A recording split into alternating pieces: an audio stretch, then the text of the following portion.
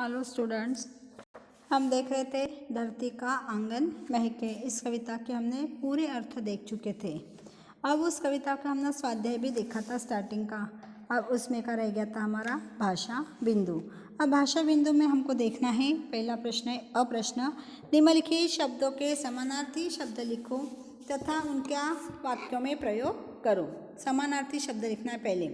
शरीर, शरीर यानी क्या होता? तन। शरीर का मतलब क्या होता है? तन। तन यानी शरीर। क्या होता है? तन यानी शरीर। शरीर का मतलब तन, और उसका अर्थ लिख लिया अपन ने। अब उसका वाक्य में प्रयोग करना है, तो हम लिख सकते हैं हमारे मातृभूमि के लिए तन मन धन न्यौछावर करने के लिए तत्पर रहना चाहिए। क्या लिख सकते हैं हम? वाक्य में प्रयोग बनाना है, हमें मातृभूमि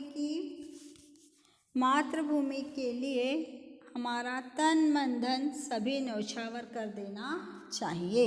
आया समझ में? ये हुआ पहला वाक्य। अब दूसरा शब्द दिया है आपको मनुष्य। मनुष्य का मतलब क्या होता है? मानव। मनुष्य का मतलब क्या होता है? मानव। अब मानव शब्द या मनुष्य शब्द आने का ऐसा कोई एक वाक्य बनाना है आपको। तो हम क्या लिखेंगे? मानव ईश्वर की सर्वश्रेष्ठ प्रतिकृति है। मनुष्य नहीं होता तो ईश्वर कहाँ से होता? ईश्वर कौन बनता है? जो व्यक्ति साधना करता है, सभी के लिए संभाव रखता है, सभी के ऊपर दया रखता है, प्राणी मात्र के ऊपर, तो व्यक्ति ईश्वर बन जाता है। तो हम क्या लिखेंगे? मानव ईश्वर की सर्वश्रेष्ठ प्रतिकृति है। समझ में आया? ये हो गया दूसरा वाक्य। अब तीसरा है पृथ्वी। पृथ्वी के आपको मैंने कई अर्थ बताए है ना, तो हम कोई भी एक अर्थ लिख सकते हैं। पृथ्वी का अर्थ होता है धरती, तो हम क्या लिखेंगे? पृथ्वी की जगह पे हमको क्या आना चाहिए? वहाँ पे धरती आना चाहिए ना। धरती हमें धन धान्य देती है। क्या कहा है? धरती हमें धन धान्य देती है। धरती से हमारे को हरियाली मिलती है, धरती से हमारे को वनस्पतियाँ मिलती है, खाने को अनाज मिलता है, कपड़ा मिलता है, सब चीज़ें हमको धरती से ही मिलता है। पृथ्वी का मतलब क्या होता है फिर? धरती। समझ में आया? अब उसके बाद में है आगे का शब्द छाती। छाती यानी क्या होता? छाती यानी सीना।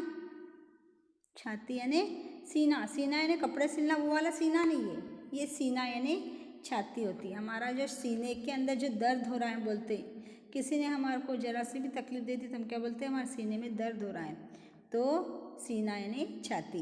तो क्या कहा है? कर्मवीर धरती का सीना चीरकर खनिज निकालते हैं, या सीना तानकर हमारे सैनिक हमारी भारत भूमि के लिए लड़ते हैं। कोई भी एक वाक्य लिखो आप, आपको जो पसंद है वो। तो छाती का मतलब क्या हुआ? सीना। अब है पथ। पथ यानी क्या होता? रास्ता, मार्ग। पथ का मतलब क्या है? रास्ता या मार्ग। तो हमारा दृढ़ निश्चय हो तो मार्ग हमारे को मार्ग में हमारे को कोई प्रकार की बाधा नहीं आ सकती। निश्चय दृढ़ हो तो मार्ग में कोई प्रकार की बाधा नहीं आती। समझ में आया? पथ यानी मार्ग, रास्ता। ये हो गया पहला प्रश्न आपका कि हर वाक्य के समानार्थी, हर शब्द के समानार्थी शब्द लिखना है, और जो समान अर्थ वाले जो शब्द है उसी का ही वाक्य में प्रयोग करना है आपको। शब्द दिया इसका नहीं करना, शरीर का नहीं बनाना है, जो इसका समानार्थी शब्द जो आएगा ना उसका वाक्य में प्रयोग करना है। आया ध्यान में? अब देखेंगे दूसरा प्रश्न। दूसरा प्रश्न दिया आपको, पाठ में आए सभी प्रकार के सर्वनाम ढूंढकर उनका अपने वाक्यों में प्रयोग करो। क्या कहा इसके अंदर? सर्वनाम ढूंढो और उसका वाक्य में प्रयोग करना है। तो सबसे पहले आप सर्वनाम लिख लीजिए। कौन से? जो मैं, वह, तुम, वे, उन्हें, मैंने और आपको। कौन से हैं? मैं, वह, तुम, वे, उन्हें, मैंने, आपको, उसे, जो और यह। ये हो गए 10 प्रकार के सर्वनाम इसके अंदर पाठ में आए हुए। पाठ में सभी प्रकार के सर्वनाम, ये सभी प्रकार के सर्वनाम हो गए। अब इनके आपको वाक्य में प्रयोग करना है, तो आप आपके मन से लिखना। मैं है, मैं कल गाँव जाऊँगा, मैं कल स्कूल आऊँगा। कोई भी वाक्य आप लिख सकते, बना सकते। इस प्रकार के आपको वाक्य बनाना है। आया ध्यान में। अब ये 10 सर्वनाम है, 10 वाक्य आपके नोटबुक में दिखाना है आपको लिखकर।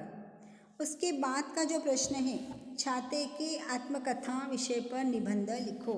छाता यानी छतरी, छाता का मतलब क्या होता है? छतरी। अब छतरी की आत्मकथा, जिस प्रकार आपने छाते की अपने विज्ञापन तैयार किए थे, तो विज्ञापन के कुछ पॉइंट्स उठा लो और कुछ पॉइंट्स अपने मन से उसके अंदर डालो और मैं छतरी बोल रही हूँ, ये कहानी आपको तैयार करना है, ये आत्मकथा आपको लिखना है और ये आपका एक प्रकार का निबंध आपको पेपर में आ सकता है। छाते की आत्मकथा लिखो तो आपको लिखना पड़ेगा, मैं छाता बोल रहा हूँ, मैं आज अपनी कहानी सुनाना चाहता हूँ, मेरा जन्म एक बड़े कारखाने में हुआ था, मैंने पहले सबसे पहले मुझे काले ही रंग पहनाया जाता था, अब मुझे अलग अलग प्रकार के रूप देखने को मिलते हैं, अलग अलग प्रकार के डिज़ाइंस बनाते हैं मेरे, ऐसे सब कुछ आप उसमें से लिखते हैं। और पहले एक लंबी छतरी होती थी, लंबी डांडी की होती थी, लेकिन आजकल फोल्डिंग की बनाई जाती है, गोल फोल्डिंग की, चौकोनी फोल्डिंग की, अलग अलग प्रकार की, अलग अलग उसके बटन्स लगाए जाते हैं, इतना सुशोभित करते हैं। फिर मुझे कारखाने में से बाहर निकालते हैं, कोई दुकानदार मुझे लेकर जाते हैं, फिर वो अपने शोकेस में रखते हैं, शोकेस में रखने के बाद में कुछ कुछ मुझे एक कवर के अंदर पैक करके रखते हैं, कोई मुझे बाहर लटका कर रखते हैं, फिर मुझे कोई देखने के लिए पसंद करने के लिए आता है, पसंद करने के लिए उसे बहुत सारे पीसेस देखता है, बहुत सारे नग देखता है, उसमें से कुछ पसंद करता है तो मुझे उसमें से लिया जाता है। अपने घर ले जाने के बाद में बच्चे उसको बारिश में ले जाते हैं, घुमाते हैं, फिराते हैं, सबको बताते हैं। इस प्रकार मेरे साथ में और कभी कभी तो जो टीचर लोग होती है वो अपने बैग के अंदर रख कर ले जाती है, जहाँ भी जाती है मुझे साथ में रखती है। इस प्रकार से मैं अपनी स्थिति में संतुष्ट हूँ, जिस काम के लिए मुझे बनाया था मैं उसे पूरा कर रहा हूँ। इस प्रकार के छाते की आत्मकथा आपको आपके नोटबुक में लिख कर लाना है। ये हुआ आपकी पहली कविता है पूरी, और इसका आपको पूरा उपयोजित लेखन सहित सभी पूरा हो चुका है अपना। तो आपको शब्द वाटिका, स्वाध्याय, भाषा बिंदु, उपयोजित लेखन, इतना सब कुछ समझा दिया मैंने। ये सब पूरा अर्थ सहित आपके नोटबुक में पूरी कविता आपको दिखाना है लिखकर। मैं स्कूल में आती, आप स्कूल में नोटबुक लेके आना, मेरे से चेक करवा लेना। आए ध्यान में? ओके, इतना होमवर्क है आपका, इतना करना है आपको। ओके, ठीक है।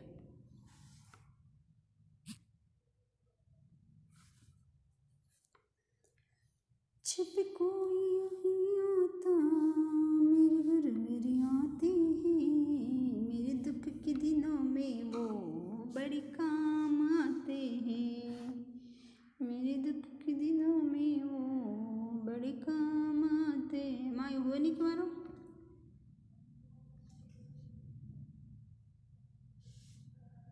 करप्टेड तो बता रहा, ये तो हो गया।